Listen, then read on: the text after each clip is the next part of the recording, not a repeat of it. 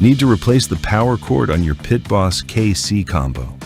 The parts list in the manual calls it the electric wire, and the wiring diagram calls it the grounded power cord. It's a 3-prong cord, and that third pin matters more than people think.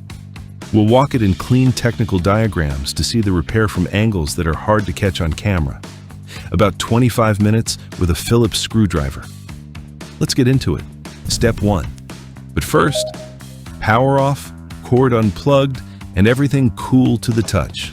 Then, we can work. And one rule before anything else. Pit Boss says to make sure the grounded end has not been broken off before you use it. If the third pin is missing from your old cord, that is exactly why you're replacing it, and it is not something to work around. Step 2. Look at the old cord along its whole length before you go any further. What kills these is a melted or discolored plug, a jacket that's been cut or crushed, or a bent or missing ground pin. Any one of those, and the cord is done, no matter how good the rest of it looks. Step 3. Open the hopper lid. The access panel underneath is held by 6 screws.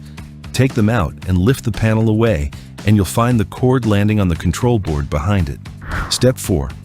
Take a picture before you disturb anything. You want the route the cord takes, where it's clipped, and how it lands, because the new one has to follow the same path. Step 5. Release the cord where it terminates. Hold the connector rather than the wires, and if it's held by a tab, press the tab first rather than forcing it. Step 6. Where the cord passes through the panel, there's a strain relief holding it. Release that too. It's the piece that stops the cord being pulled straight out of the grill, so take note of how it sits and check it for damage while it's in your hand. Step 7. Draw the old cord out, following the route it came in on. Take note of anything it was clipped to on the way, and keep the old cord beside you until the new one is in. Step 8. Feed the new cord in along the same route and seat the strain relief properly where the old one sat. That part is not optional. It's what takes the pull when somebody trips over the cord. Step 9. Land the cord where the old one terminated and push the connector until it seats properly. Then, route the slack the way your photo shows, keeping it clear of anything sharp and well away from anything that gets hot. Step 10. Refit the access panel and run all 6 screws back in. Check that the cord is not pinched under the edge of the panel as it closes, because a pinched jacket is a new fault you just built in. Now, let's make sure it's working. Plug it into a properly grounded outlet with all 3 pins going in. The display should come straight up. Then, start it normally and let it run, and the outlet should hold without tripping. And once it's been running a few minutes, feel the plug at the wall. It should be cool, not warm.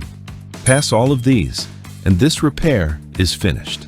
2 questions that come up a lot. Why does my outlet keep tripping? The igniter pulls hard for the first few minutes of every startup, and that surge is enough to trip a sensitive circuit even when nothing is faulty. Give the grill its own properly rated grounded circuit rather than sharing one. And second, can you run it on an extension cord? If you have to, use a heavy outdoor rated 3-conductor cord and keep it as short as you can. A long, thin extension drops voltage, and that shows up as a grill that struggles to light. 2 things make a cord last. First, look at it at the start of every season. Run it through your hand and check the whole length, the plug, and that third pin. Second, mind how you store it. Don't crush it under the grill, don't leave it lying in water, and coil it loosely rather than winding it tight around something, because tight bends are where the copper eventually breaks. That's it.